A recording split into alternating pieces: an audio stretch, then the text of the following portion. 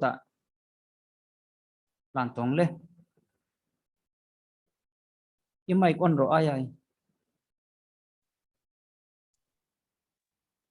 thì khăn sẽ thấy thôi rồi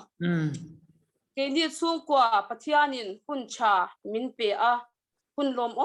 tak min pe a vin nia hun mang le thei tura kan nun da chak lo tak te min zo awangin Pathian hing chu fakin RAWHSE vin nia kan hun man dan tur kan soi lok lok nga Bible chang ka siaranga ka chong chayanga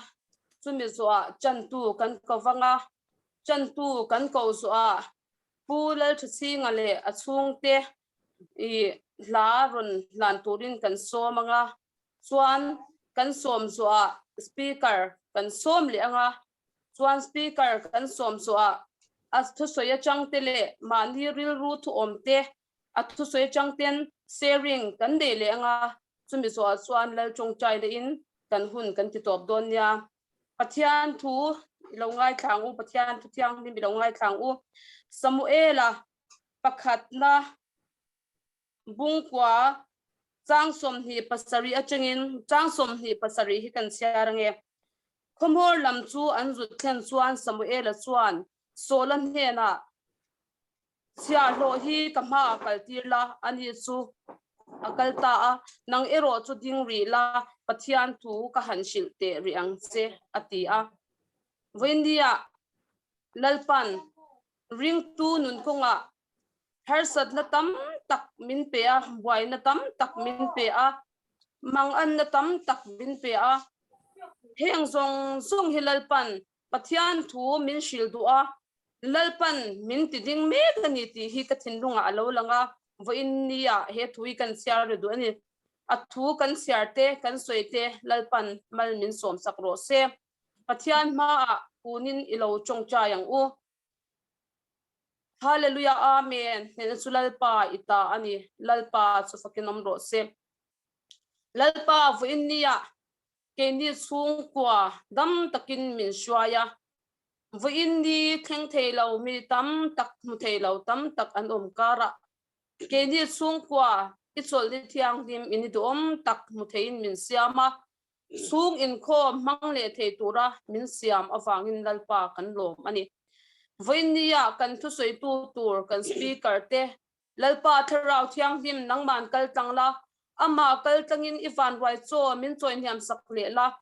lalpa athu soi tur te mangin kan chung kwa nangin thuron soyang che lalpa min ti boy thei tur zong sung laka kan INKHAWM lalpa min zengla nagin abuda changa atop thengin kan INKHAWM min shwaila min ompuila kan chen tu tur po tharau thian him shwaila alele oka te nangin mangla nangin siak thar thiang che chungzong song chu ifapa iswa Krista min lom sei chun karan dil che amen ole tuna chan tu ilo so mang u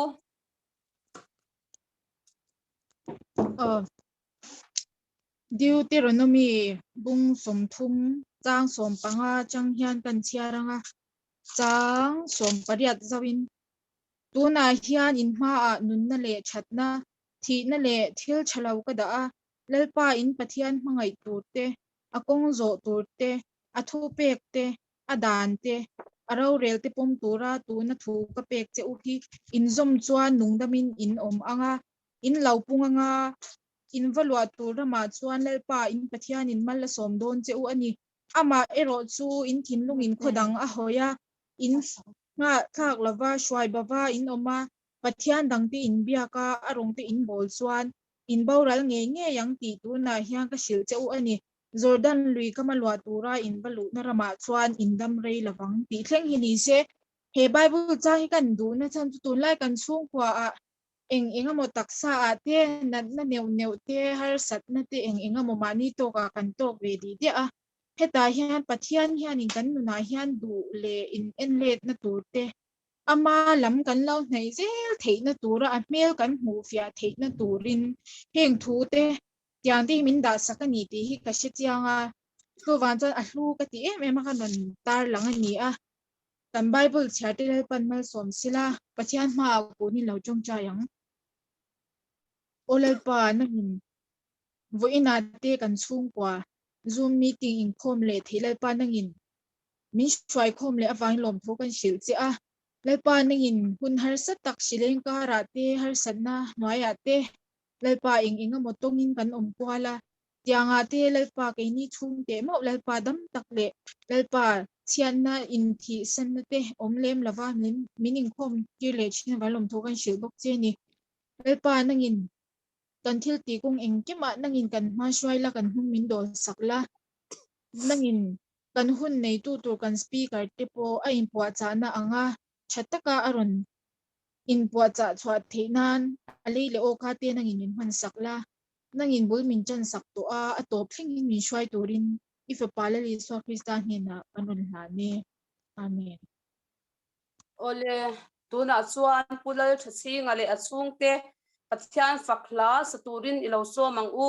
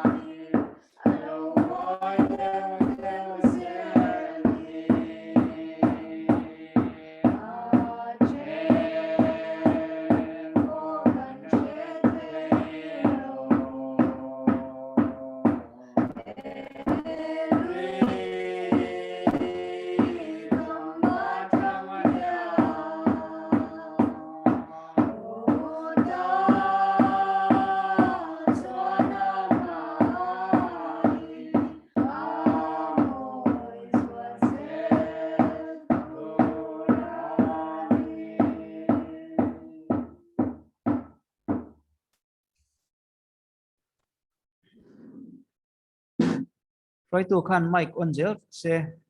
mic on thei hil pal khom thina kan speak oh speaker chatak lalpan min pe alom omhle meya kan speaker hi revival lama kan speaker man me kan hi a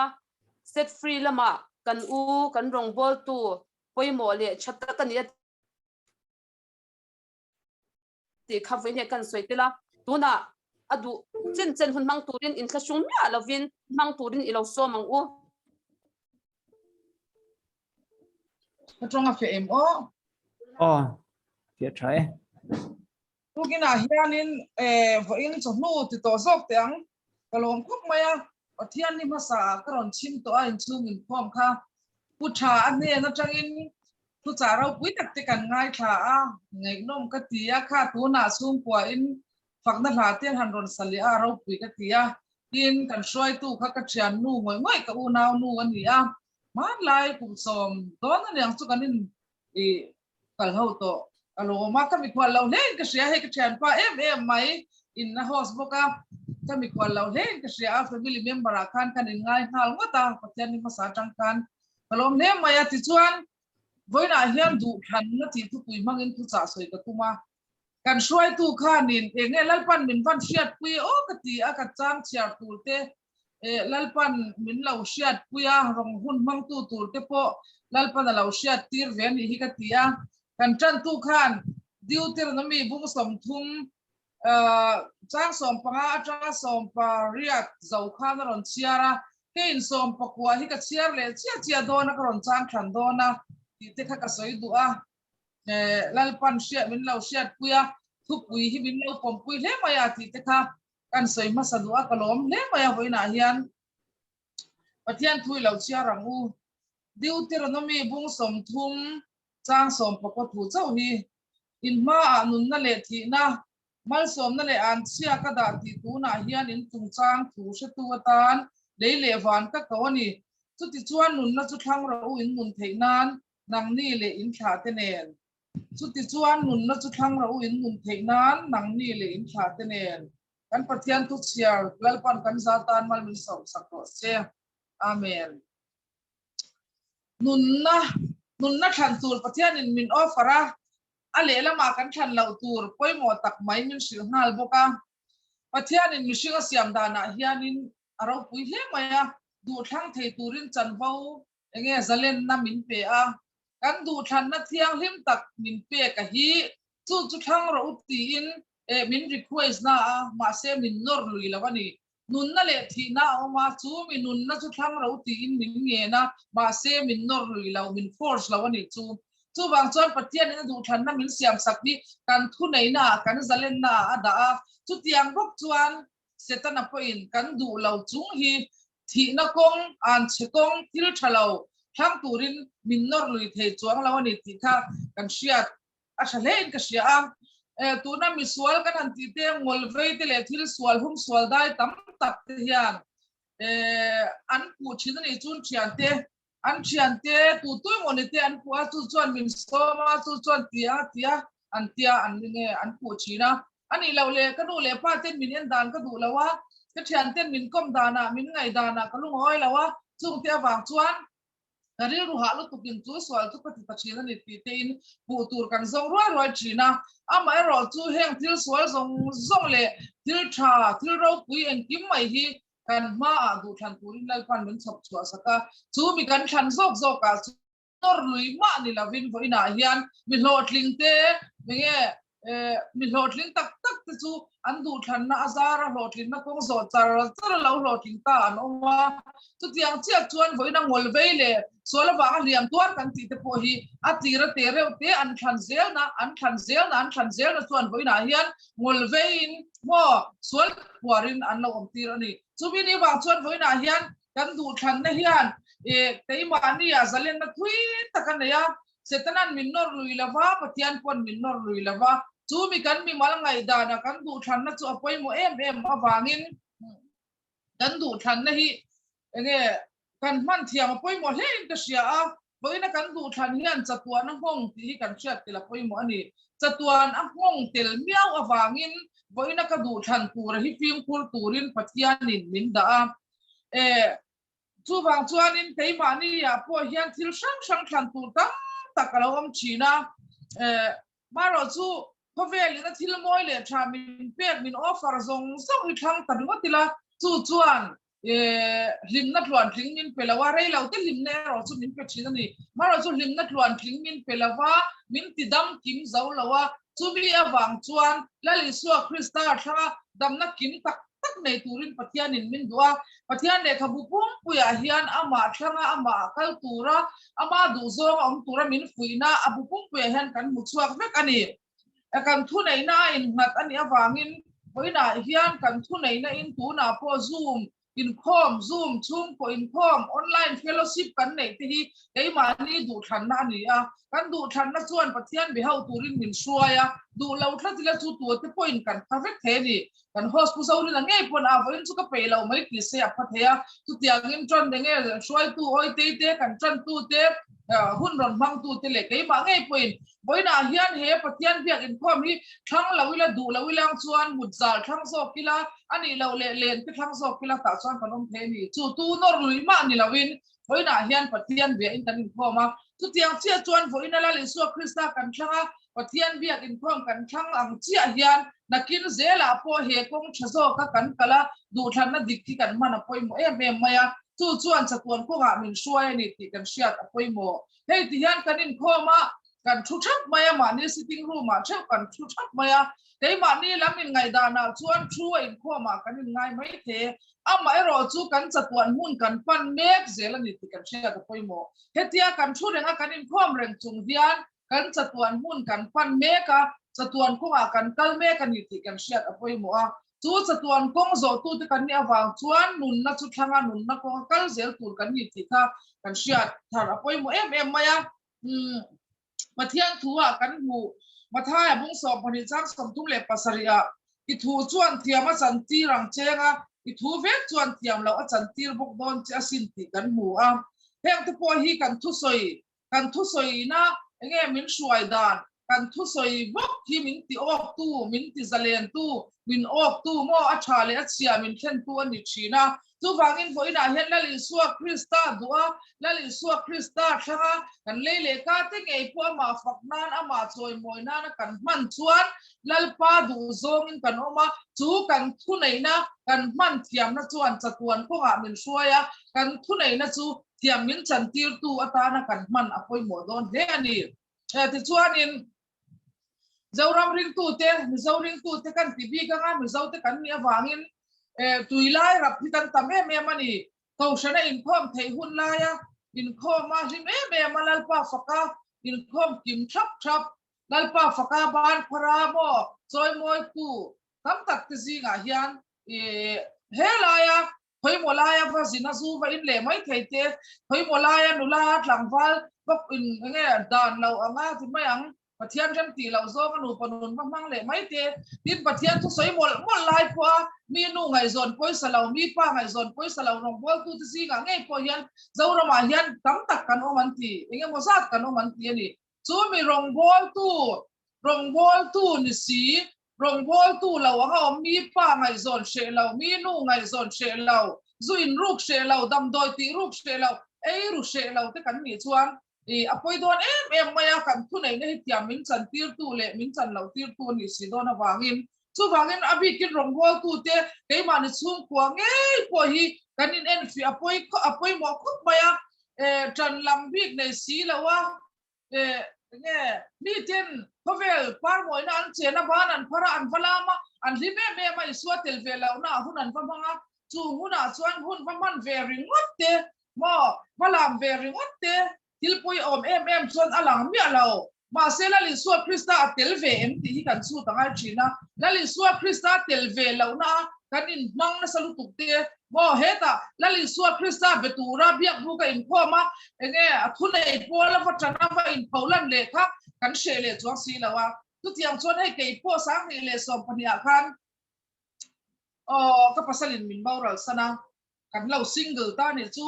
enge mei thai chu kan ni te me maya ma se mi ten mei thai min tilawa nu thoi te min lo tu china panau te kanei ve ka fa te nula tlangwal pathum ke en pol ve a rongbol tu kan ni a Synod revival speaker kan ni a ma se chu ti chung po chuan enge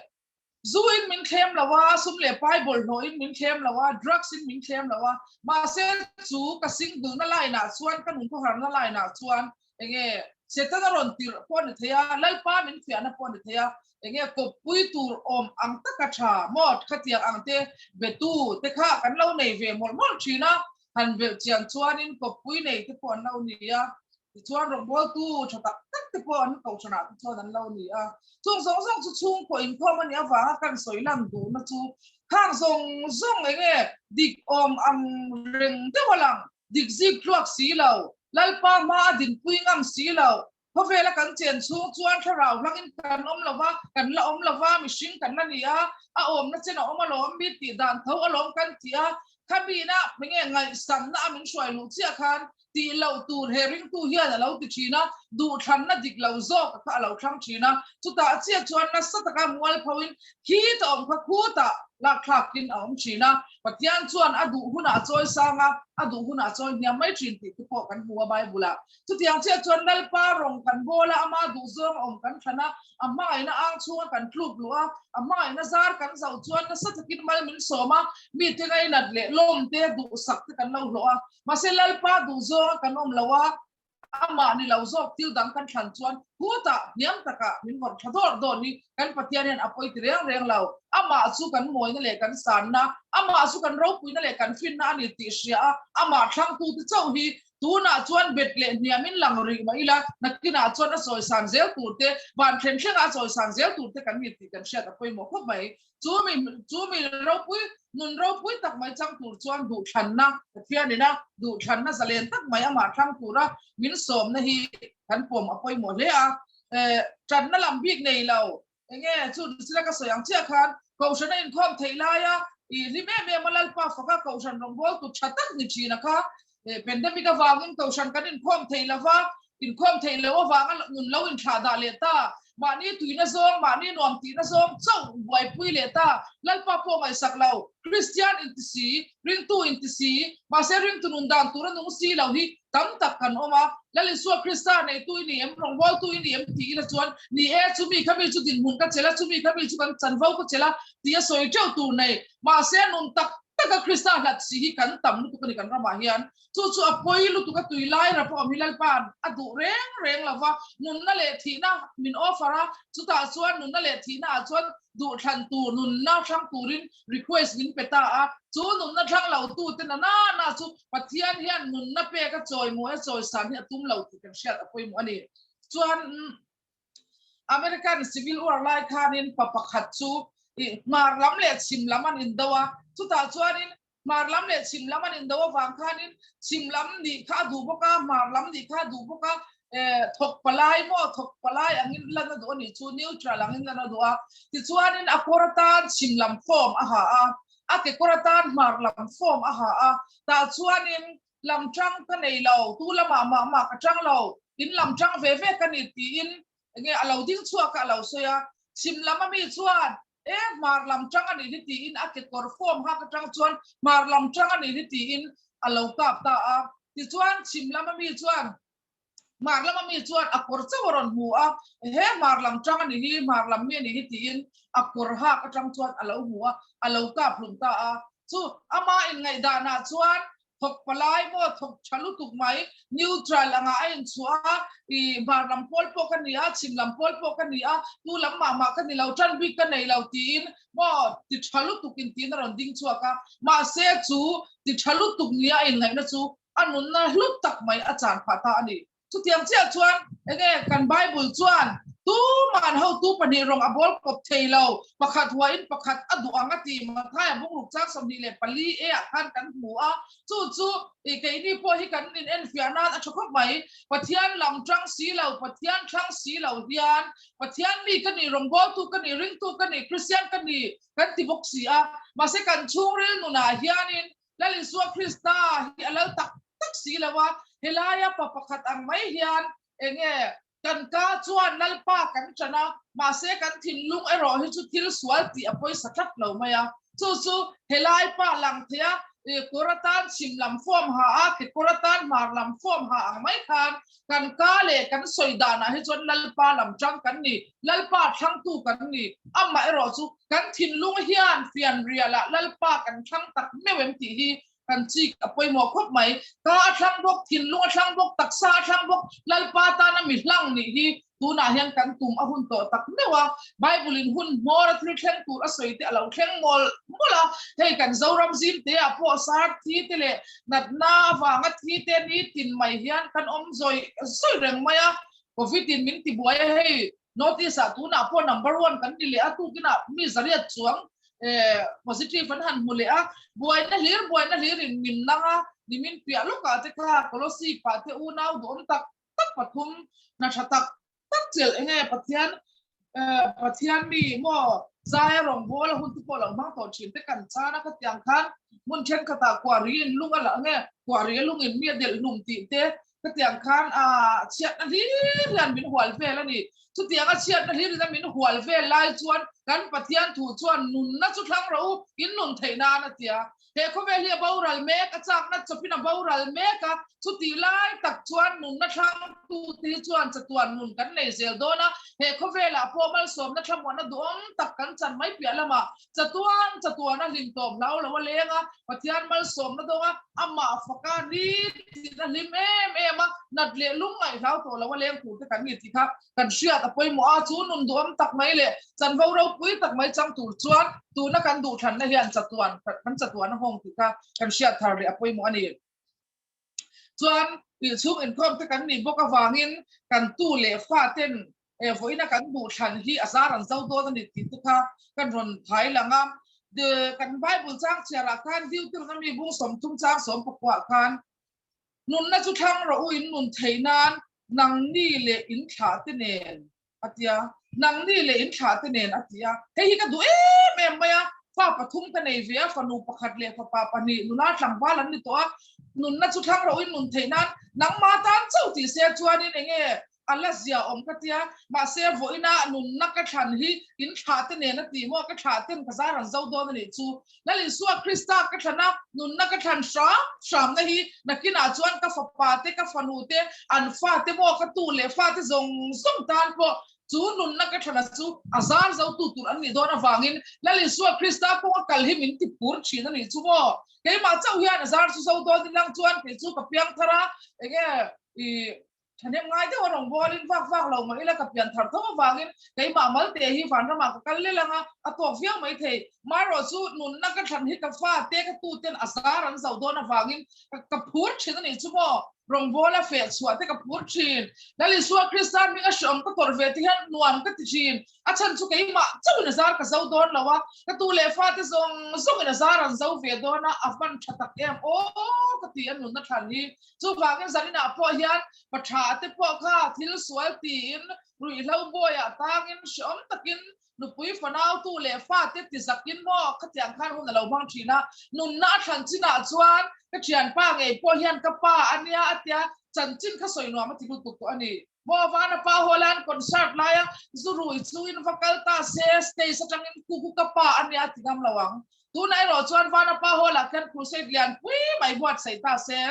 ti chuan in mi mu lo hlau berin platform ma mo hi ka pa ania tin hoi takin ko ko ang chu tu na chuan nge alo thang dik to ani po swan tlak alo ni to a ti chuan patha ale mo ka pitena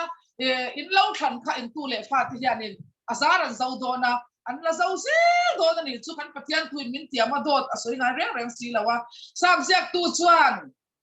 sam som thum le pasari na chang som ni panga akan no pang ka lo ni to a tu na tar ka lo ni ta a ni ma sela mi fel chu kalsana om ka mungai lawa a tha te chu khon po ka mungai hek lo alo ti a chu ar au pui ni chu nu le pa te na lal isua krista kan thana ama du zo kanom chon kan tu le fa te po hi mo chu khon pon om don lo re thei pon om don lo har sat na tam tak chu pal tlang ve bok ma sela lalpan an re thei le na phal lawa har sat na ruama an tan le na phal don lawa voina nun na ka than na hi nun na nu le fa te na kan than na hi kan tu le fa te alu khong anai don mal som na kan lo nge kan lo tuak sakadi chu hei ram noya kan kal china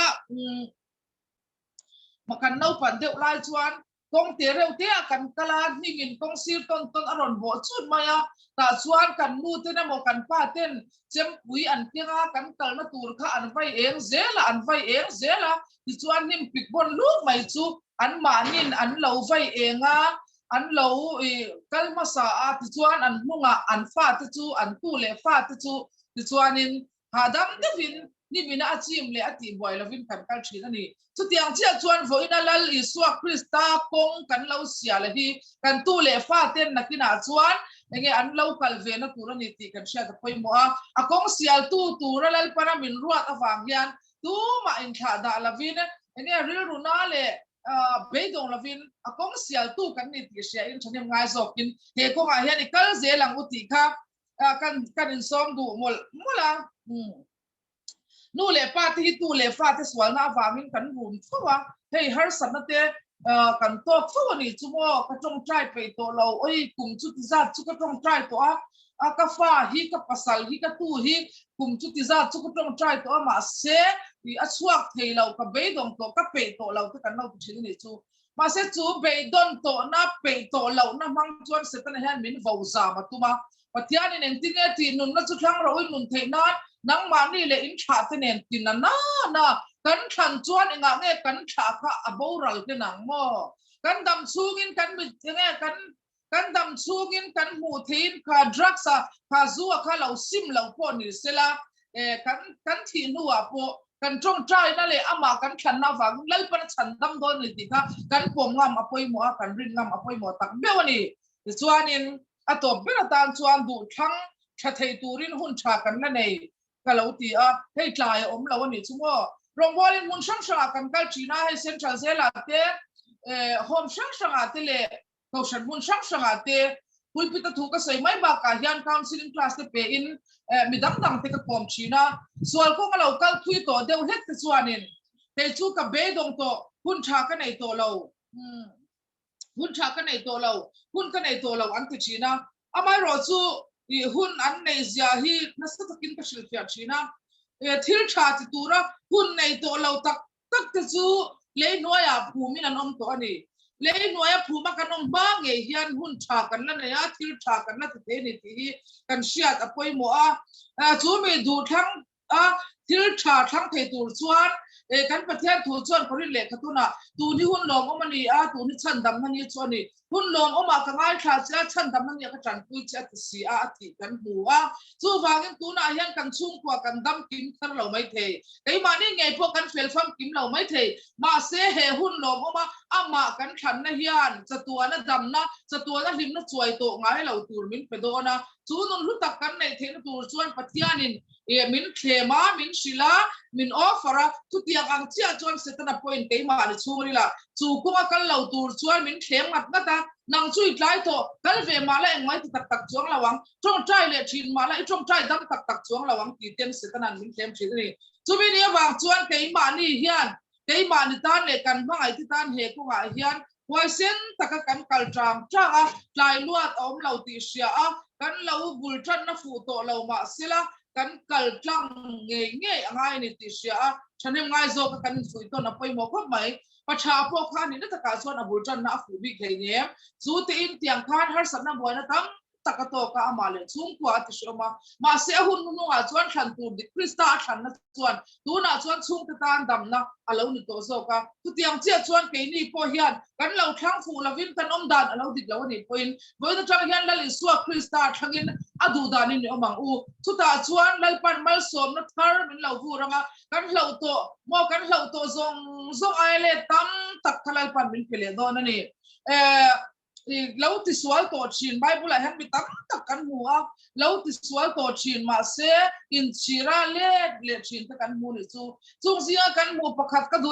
em mai lu ka bung som panga cha som ni chu ni li tha khan căn mua chu fa patlan bo chan chin ka kan sheve ta enge anwam zog mana ti in sum le pai tam tak apa ne na achan bo adila ti chuan chu sum le pai kyang chuan nuam va tol ta chu nuam tol tura in rin na huna chuan alo nuam tak tak si lawa ta chuan tla samin ril tramin oma vokina eng lo ko ma ite lo ei chak ta em maya zudan am da na phai chuan khan na kha na noi nung beradia pachunga han kalin enge khá vok huang vok in mo ram vok on na hun rang khar ko chu han kal ma sela no pang in lo vom pop ma sela nang vok cho petu nang vok veng tu tin lu in lo vom pop pop ma sela khá vok veng tu vok cho petu kha hoile tin no pang kha va king tiang lo reng reng mo adin hun kha niam lu tu ka no pang te pon lu in vom in chil chakin lo au para tin lo ti du da ma sela aking le tiang reng reng lo chu zu da nam da na vok en kol tu te chan ba wani chu tiang adin hun niam lut tu ka om lai chuan ka thawa ka pa ne na ka kal te am ti ngai tu har na sa ma khitat mai ni hedi po chu tiang cha chuan hele ya hian kan din hun lo niam lut tu ka nun ko dik lo kan zo a lungai na vor top kan to ka mang ang le lungai me min kan ru vong vonga helaya tak hian ka thawa ka pa ne na ka kal tiang hoi nge lal pa ne na ka kal tiang tia kan chau na mun atanga kan be don le lungai na mun atanga kan din chu hi van poi mo em chu mi kan din chu chu lal pan min nga renga helaya ko vela kan klana se tana du zonga kan om to na khanin mo tla chamin ril tramin kan lo vak vai re to khá phục một lần bông nghề bông khát là chăm mình đưa ra mình rấy tất cả lâu vàng và ya at lạc chăm apa nên là hành điệu thần lâu at lạc chăm apa nên là hành điệu thần lâu đấy em apa khan xin phê nó chăm mình đi xia in có rất bền quan mỗi người là lâu xin tiền hà là anh chăm mình đi xia in sẽ bong lâu tuy nói tất cả lâu tal saka mo ake a phê không có mà muốn đi xia in phê không chăm bền bún tira aku ta dùng bún te chút tiếng chia chuan cái ni po he har sat ruộng mà trăng hiền LALPA cả lâu hồ cái tia ama zok he kan nom simbol na le thil sang sang kan lo than na ya ama kan thana anne na kan hon chuan LALPA chu min pro kan ti san ngai la win kan mamo kan tlak sam na zon zela LALPA min no phuk don ani kha kan sia thar le a tha o me chu mi awang chuan lali suwa Krista thang turin in buat sayang kan om na hi diklave ka du than me hi diklave ka om dan hi diklawani ka kong so hi diklawani tia hoi kuala in sira thua kun mai lavin ka thawanga ka pa ne na ka kal ti ang tia ka patlan bo ina pa ne na kala thang le ang khan boina hian ke ni po dali suwa Krista thangin ama hai turin bulichan thar le aku ama abok pin ching chin LALPA kalau ho nge ti in ama ne na in tumutila ta chuan mai na in min lau in kulanga kan tlak something reng po min lau tu sa to ne ti kha kan sei the to kan ro se LALPA na tu mal min sok sa ro se amen thong cha yang LALPA kan pathian du tak min mangai tu hongai na in min in kola za ngai na hun cha min zela bo in ni tiang lim taka to san ho te biak ina INKHAWM thei lavin hun rei tak kan om to a ma se nang chuan kan unau tikal tlangin rem shiat na thatak mai mangin LALPA hei zoom INKHAWM na te chung ko INKHAWM na te nei thei turin rom han na thazok ni siam saka kan no le maya boina hian LALPA ikhucha kan soite chan tu te shoi tu na an hun ron man te ithu an ma ni atanga suak te LALPA ke ma atanga suak zong te kha nang man mal min som sakla shiak min thila kan mamo huna kan man tang kaya nang ma than na chang chi kan shia ta chatuan nun hlu tak mai chu kan ne ya mal som na le ro puina engkim inena om chu kan ta ani ti shia du than na dik tak kan man thiam then turin kan thu cha te kha nangin mal min som ang che theng hilali swami kan thila che amen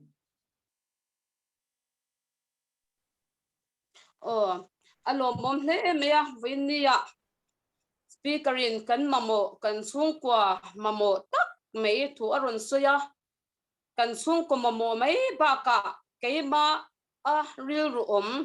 kalau ngai tua kalau ve men ta ka aron soi chua ka min tilim me ma india min ti sot me mani ti kha kan soi masale du lo kan chu tuna athu soi chang khan I sharing kan dayanga keima ani ril room po eng po aleng veka tuna I sharing na huni lo mangang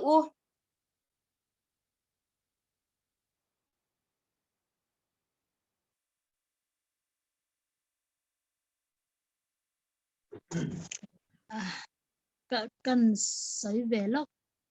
speaker sai kha tha ka ti a tu kina chung INKHAWM na kan ya pathian in thu min ron pek chu speaker thu sayang thau kha ni a ro pui hi ka ti a I lali so Krista in i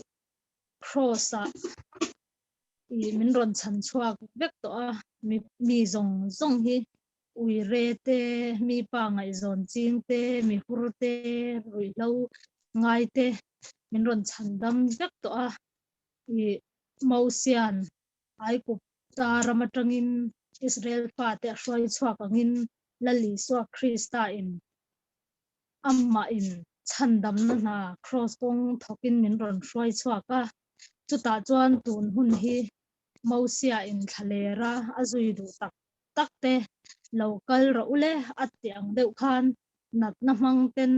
iswa in ama lampang zui du tak takte min thang non le ani don hi ti ten ka ngai to a tin te khinnan zorama hurna le lerna tam takte thleng na sa a man tam takte po anom thei chuta chuan tun hun hi mausian ai kup tarama tanga Israel pa te roi chuanga sim na hun alani ka ti a chuan chung te chu kan ser chhuaka chung kwa chuan mi top te mi thalo te mi fel lo te i swa kal tlangin min thang ta phota chuta chuan tun hun hi sim na hun than non le na hun ni ber hyang ka sha a chuta chuan chu lo le a chuan i hemi lo thleng le nat tak mai chu keima chuan ti chuan mishing zong hi swa Krista in min thang ta pu maya amma ero chu min thang pup shrem huna om tur leya kan oma van rama hole tur hian nge kan soi thiam da nang i lali swa Krista hi i zui tluan ngai mi thiang him aron lor to don amma thiang him na mang te ti tak te hi aron lor to don ani i ti hi karil ruwa tlalian lutuka chu wangin speaker soyang khan ngoi ro tiani so pol nun hi tun huna hangai dam na chance khongai na hun i alo om khongai na hun alani tharau thiang min op i kalla ti swal le to su wiranu ang khan ti in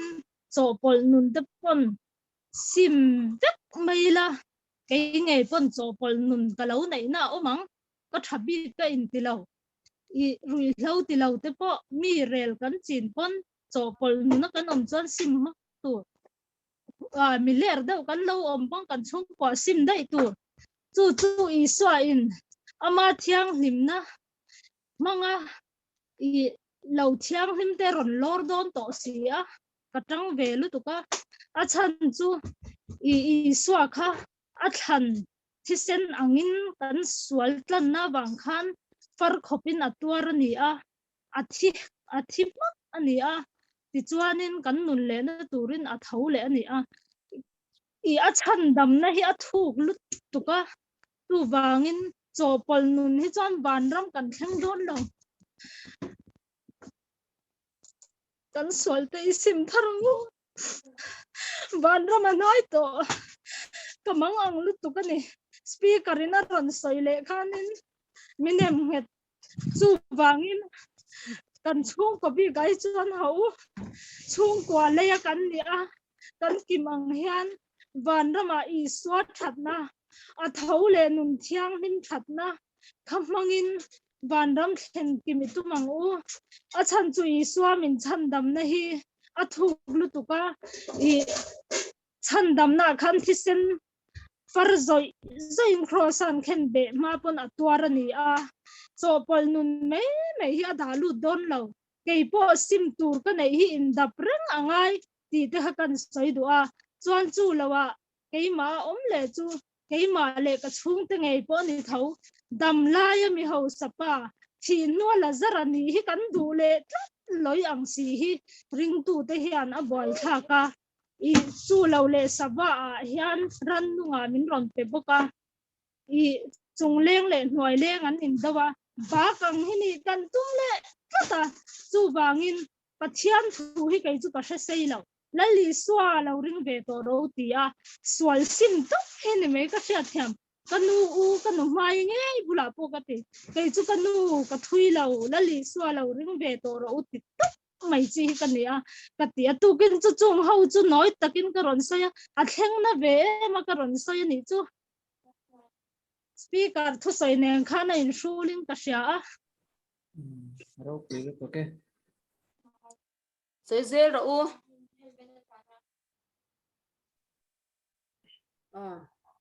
kan soi ve nge a Deuteronomy bung som ni le paria ta khan hei hi sang ni panga kuma pathian thu na taka kadania alo sia lo ngai tha te point Deuteronomy bung som ni paria kha lo chiar chuak vek ula ta chuan kan speakerina athuron soi du thanna ati mangpo khanin karon soi chuak anga Deuteronomy bung som ni pariat aside e akhan thu oite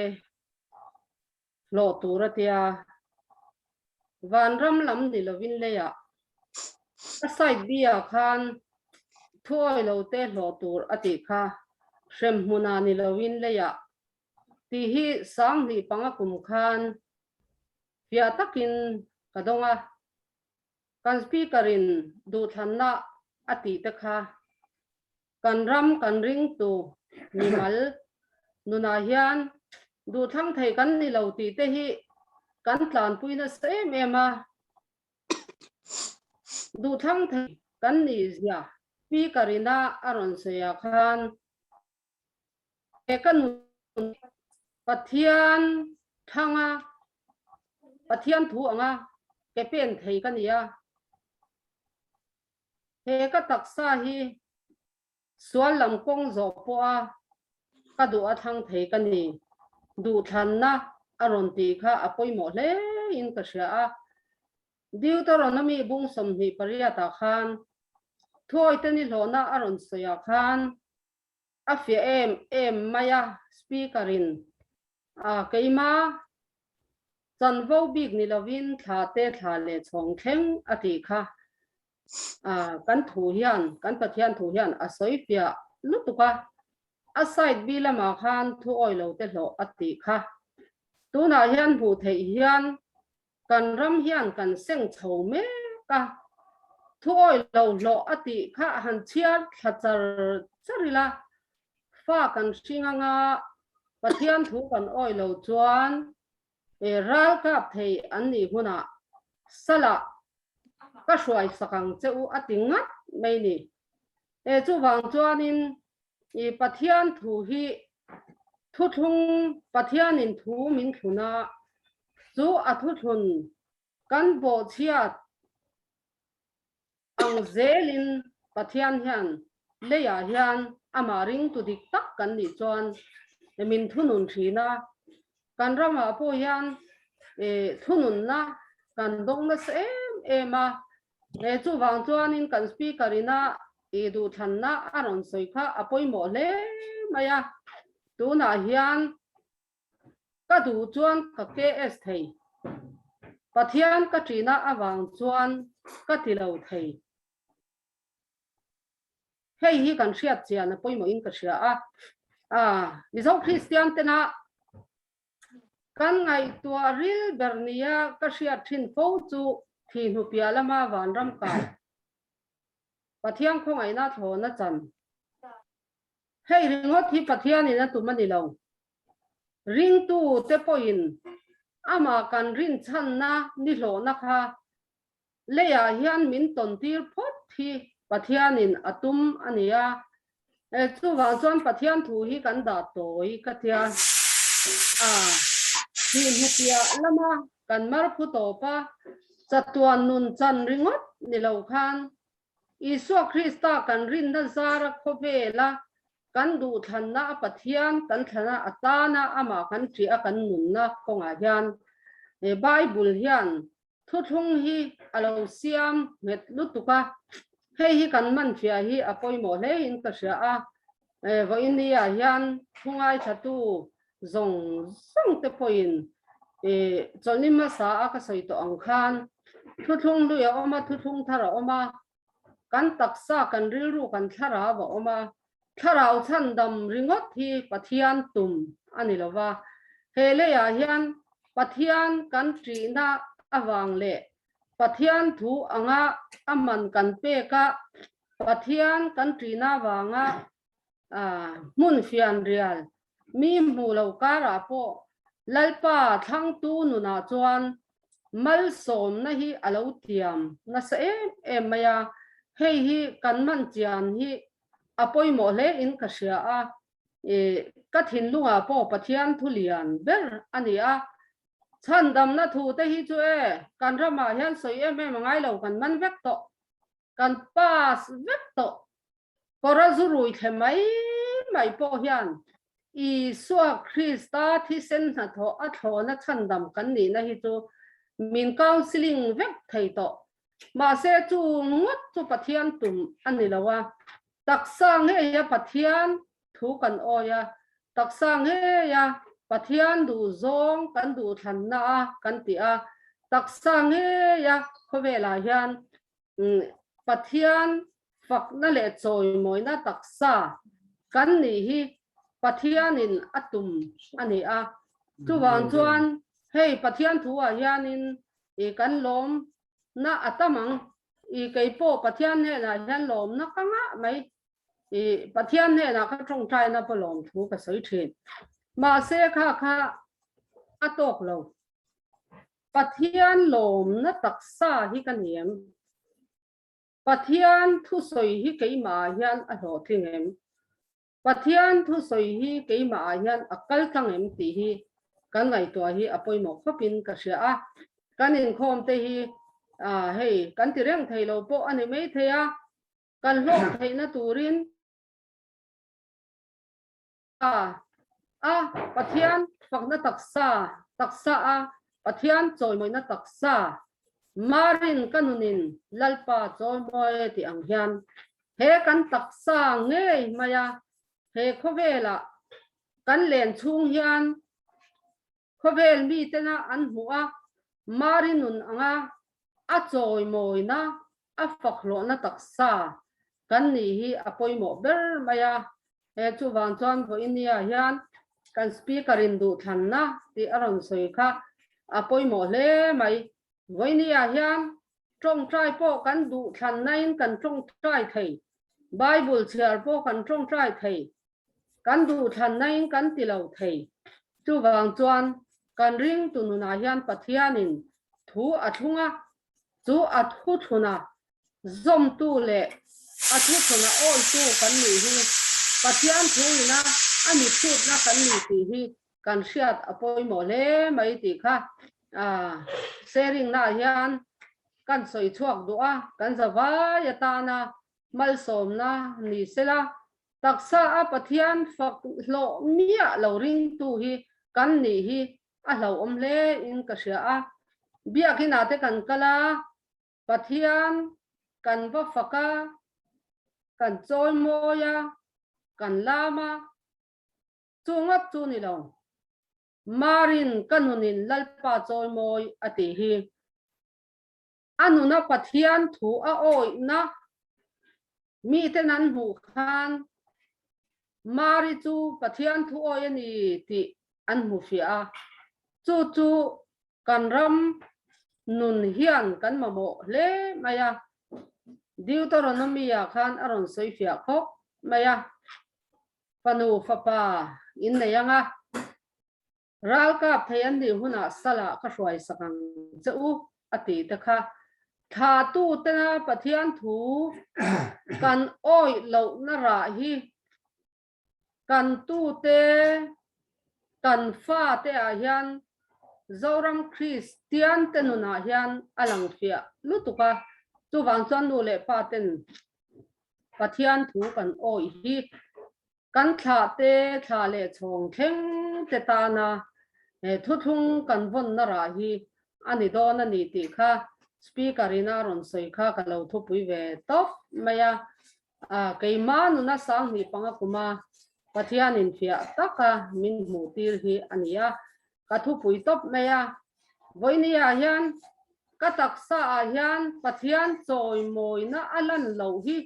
ka hlau lu tu ka wang hian ka pon lamin cheina te theng hian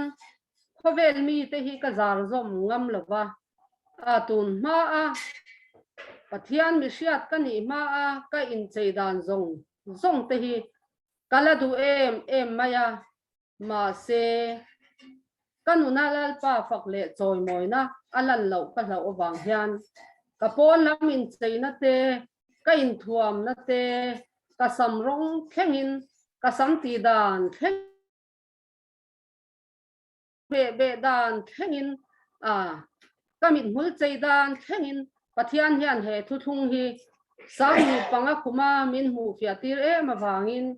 pai thak sakle thria sakin kalo oma voina hian thu thung pathian ina asiam lalpa tri tu kan ni apoimo to he mai fa kan singanga tu kan neyanga he leilunga mual kan liam ton huwa hian kan tha te tha le chong theng te hian pathian thu kan oi na ra kha an ron sing don ani ti speakerina asoi kha kan hriat pia hi apoimo khop mai ti kha sharing na karon sei ni se zel ru zorin te po kan sei ve lo kong hei tun lai kan ram ring tu te hi amok ka ti khopa lari sorin tu nien an ti la ni piang thar to ma se an nu na mu tu rom lo cho pol nun nei hi mi tam tak hi ka mi ngai pon ka lo mo to alang chuan in ke thae en zu po in lo mei po zu lo ku wa po i lo ang hian kan oma ni ma se cho pol nun ram hi kan sim mo ma sual ngai zam na te sual enga ma ngai lo na te kan nei lian min ka te tu lai ring tu te hian cho wangin sima lalpa nen kan pan hi awangai tak em ve hi ka te thina po patlan bo chu abau na rama thangi na honga apan alo mok sa po ni lo alo long sa po ni lo ka fa pa hi lo ho do na ni ti po hello ma se athawa apa nen apana chuan apa chuan buồn mối tắc hàn lão là xin kia rồi thầy học mối tắc xin buồn mối tắc thế hàn lão là buồn kia rồi thầy các học bà hiết thia lão nung lệ ta nỉ hi tì thủ khan cái thìn nung anh em mà cho vàng anh hồi nè hiền cán bầu nó ra ta hi ý kia rằng giờ có bà bung đi chuan thiên hay là kia rồi pathian hai ro ti chuan an in na yang chu ateni chu wangin hoin ne hian pathian hai tu kan ni hi apoi moi ne ma sual hi kan huat apoi moi ne ma ni ring tu kan ni huwa hian sual hi keima hian ti tu awam to lo ma se la ri so Krista ring tu kan ni ma chuan sual hi em po ka ti the mà sẽ là lý do Krista ring tu cái này nói chuan sual hi thì thầy cái này tôi lòng thì hi cái mà hi là chuyện tôi thế cái gì á chứ hoàng tu lai cần răng ring tu thế hi cần sẽ lên mà hùa hoa chuan cần thấy mà cần phải lên mà sẽ vô cần gì mà rồi chú ru cái xuân không rồi lên mấy thì ru cái thiếu xuân thì đủ lên mấy thì ring tu nữa hiền atam mà cho vàng papatan bầu apan he na bầu na ramata hong hiền kan bầu na ramata hi hon le hi avapoi mu em ti hatoi te ngaran se do ni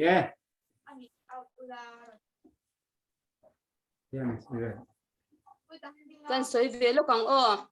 sai tu ni ma ila ke in khe khal dewa voina kan thungai tha ka chang khan fa patlan bo a khan lutlukila fa patlan bo kir ma a khan kan omna ani ti hi alanga chuwang chuan fa patan bo khan ril cham ani ti in sha a ho tur ani ti in sha a nei lo engma nei lo sarwak mai ani ti sha a sia hlo nunin akirani sia lo nun ni tur khopin akira atlom emema sununa chuan apa chuan mal alo somani keini po I kha akir manu na khan kan tang meka I kir tur chuan sia hlo nun kan ni ngam kha apoi mo ni ti kha kan soi du a chuan I du than na tia khan in zalin na hum chara u ati a mathaya bunga khan boy ni lo turin krista chuan min swatira ding het ula boy hong kula chuan tang le to su ati a lali swa krista sala ta chan swa to kan ni nu hian in zalin na hum chara u ala ron ti le ni chuwang chuan he khovela du than to tam mema lalpa lama kan thang theya khovel lama kan thang theya chuwang chuan kan khan I ka ta ka chak chwa kan che iluma mo I vo an mo ka du ani ati ni pathian tu chuan chuwang chuan kan du than kan lalpai kan than lo to angai ni ti hi voin nia hian ka soi du a I kan fimpur angai ni ti te po lo langa lali swa kristan min san dam to nu hian pa boya kan oma chu pa chuan thu min thunga om dan tur min thun na se mema I kan om dan tur chu bible a hian min ko hmoni chuwang chuan kong ka zima chuan lu to u te atia kong ka zima kan lu tan me kani lali swa kristan min san dam nu hian swala ta zalen kan ni to nu hian I lali swa krista ta na kong kan zon na kong a hian kan kong ka te po azim lek le to ani te kan siata kan lu dan tura po kan in pe na tur hi atam mema in te po kan ten chuan kan ten fai chuan a fai abal hoi ate tia to ni chuwang chuan I keima ni po kan film khur angai ni chuan kan soile dwa chuan I pathian I hi kan bet that se mema han chu kho mila pathian thu chu kan soi thei veka kan ti thei ve zel mei ma se karil ru tun kar chung ka ngai to na chuan ngai zong kan nei ta kan ngai zong chu ka mangai te ti si in bekha dia vila bepe lo vila alung oi ton reng lo ni chuwang chuan pathian hi kan bepe tak lova kan lo la du tak lova kan lo mangai tak lova ni ti te hi voin ni ai han thu soi chang khan aron lang le zwala fian ja la lalpa nen kan len dun anga ya kan ngai tak te chu kan mangai tak te chu kan ril ruwa oma aliana biak rem kan chaka enga tinge lalpa hi kan biak that siat em le enga tinge lalpa ne na in pol na hun po kan nei thei lo le ti te hian ka ngai tua china ni ka ril ru te anave em china in sina ka bible chang ran soya khan I Samuel apo khan so la khalo ding lok turina ti pathian tu ka han shil lok teng che ti ni hei tun hun apo pathian ni natna kan ti theilo I kan tor zo tur ni si kan tor zo theilo tur pathian ni min da sakani Israel fa ti ang khan shi shang alentir ang khan tun hun an shi alentir meka ka e shi mai ni lovin kan sung ko apo hersat na te boy na te mang an na te ti shangin min khoyani heng zong zong te ka ngai to china su kwa te kan chul em meya pathian te kan pe chaman lova kan na te kan dam masa I kan rong bol na te po nyang su ko shina kan rong bol na te po nyang su thil ji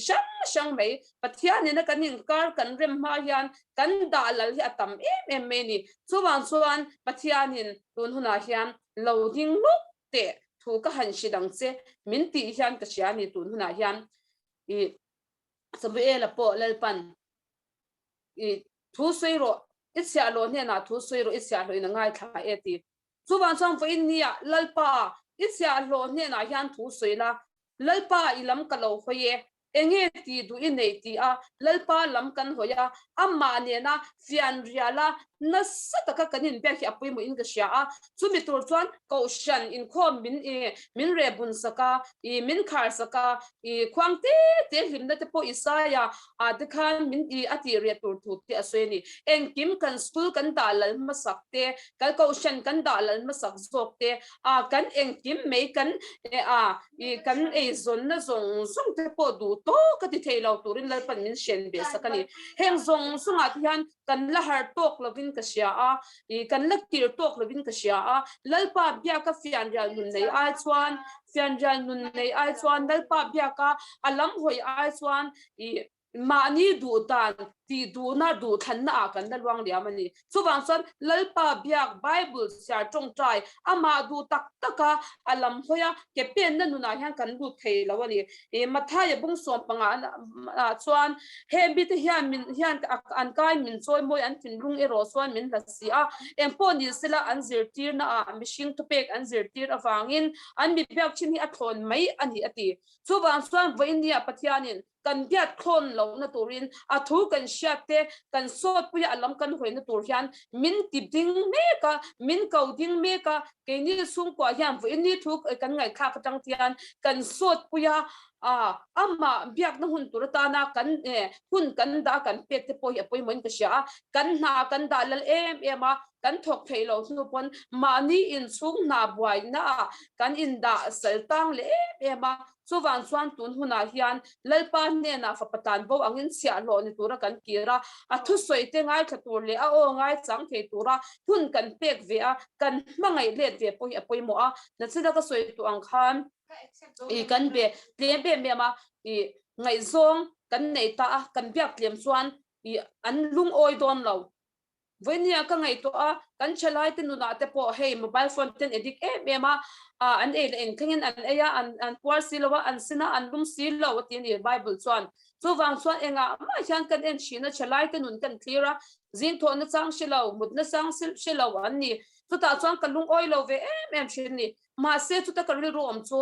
te hem chalai nun kan cleara kan lung oi lova kan du tok lova an nu na pathian thu a po kan du tok lo chu ta chuan kan ri ru lo lang chu ke ni po lalpan min clearanga kan nu na hian kan chalai te nun kan mu ang cha hian I alung oi don lo ani ti hi ka ri ru alian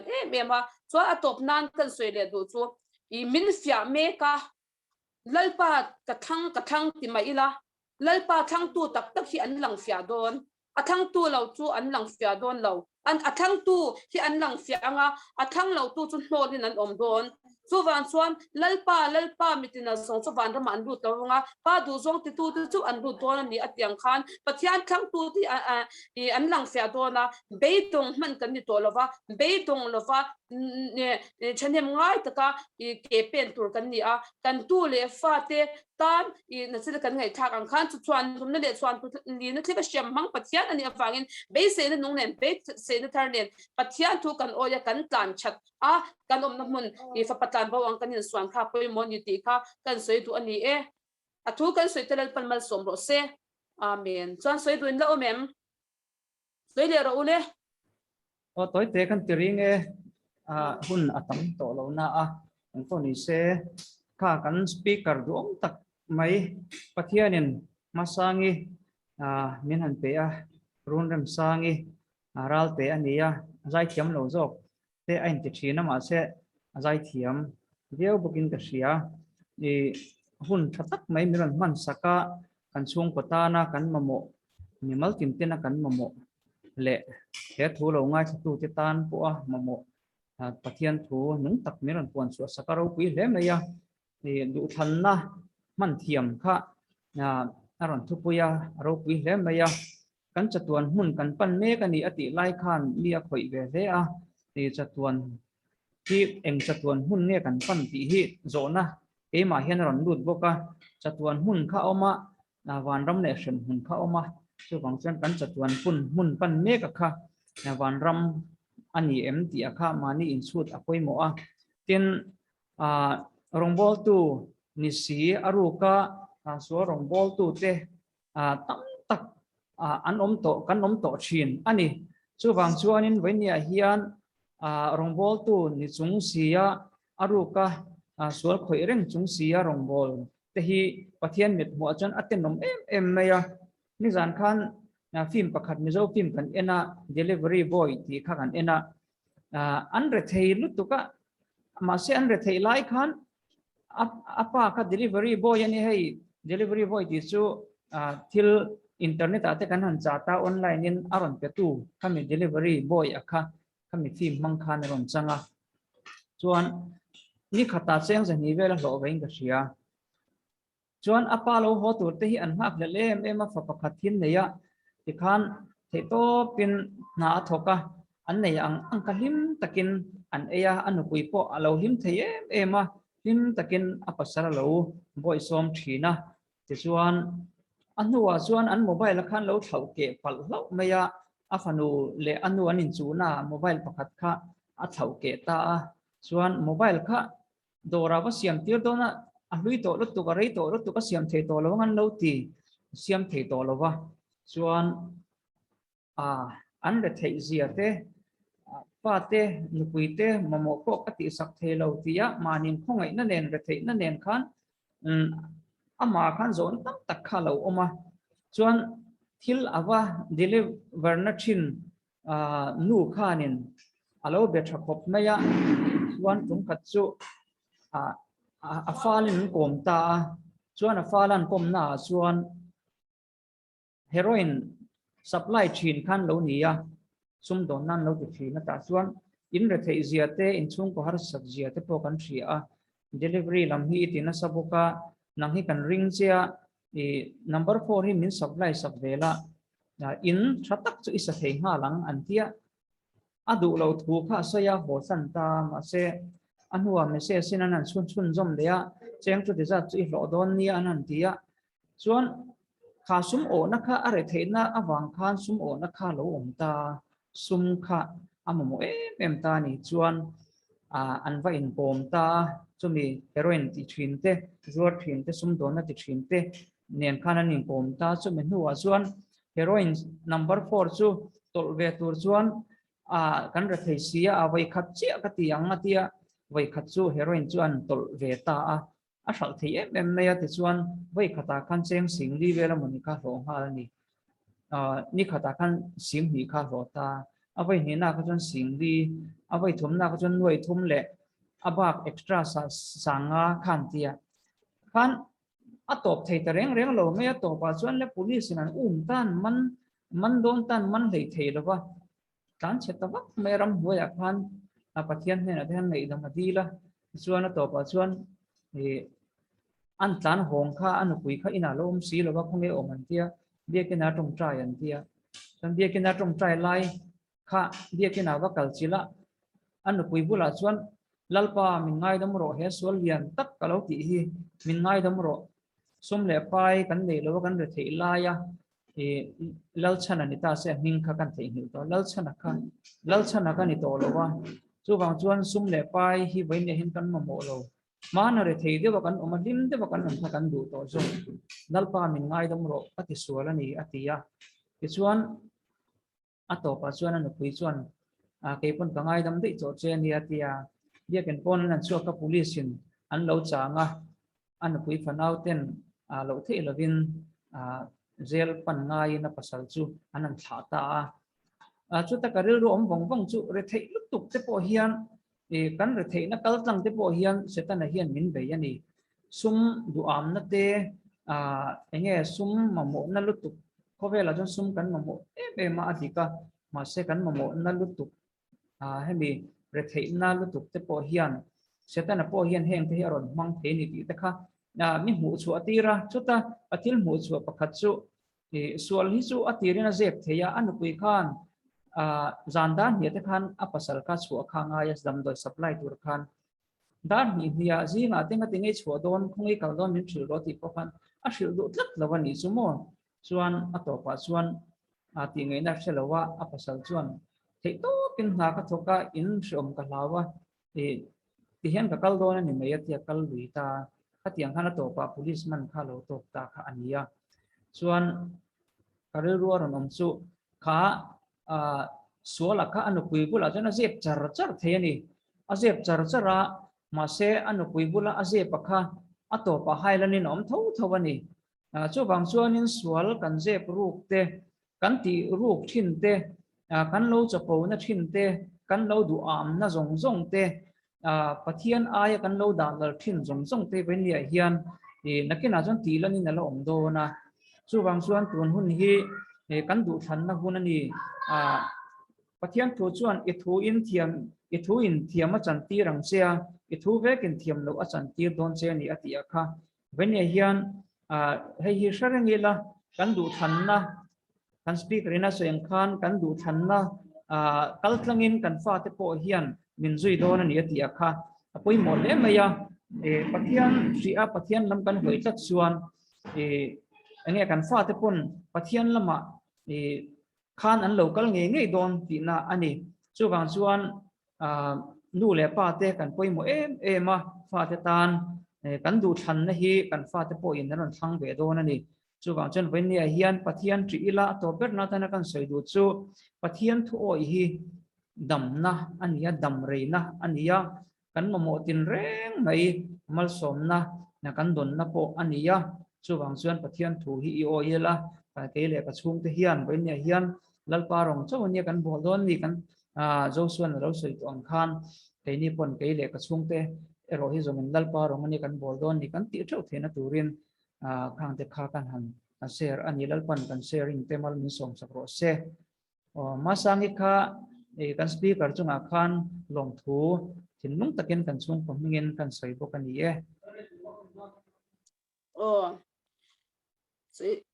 kan hun te kan lo ti top don to anga kan mic kha on chewila chuan nal biak na kan soi rwal don ne ti chong chai rwa lang u kan pa ni ni lo se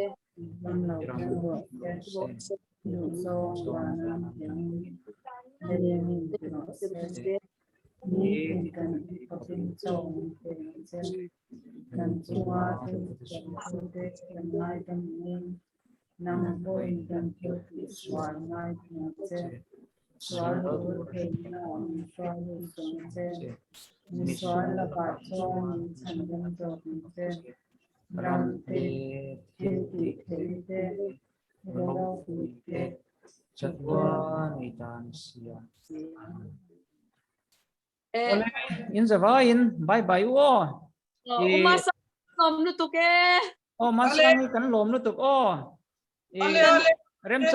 remchanga idaron sei leang kan la ti ho ya don dia ale bye bye ulen vain